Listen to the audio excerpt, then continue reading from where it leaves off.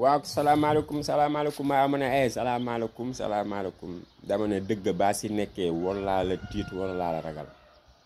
mu sell mi loolu la gëm Ousmane loolu la gëm moo tax tiitu raful moo tax ñun ñi nga xamante ne dañoo gëm projet mi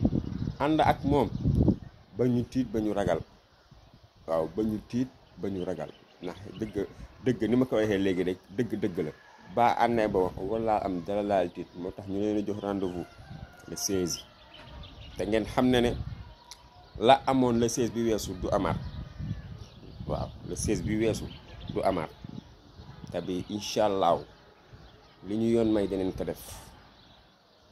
waaw am nañ droit gunge ko nag yoon terewuñu ko du dëgg moo tax nañ ko waajal na fépp faa tourné nga la gis ay ñuul karaw ga ñuul waaw gunge ko si jàmm mu dem si jàmm ñëw si jàmm te xam ne dëgg rek ay dëgg waaw kenn du ko éliminer si ay caaxaan si ay kàcc mënul ne sax mënul ne impossible ndax yàlla sax du ko seetaan loolu waaw mu bëgg mu leer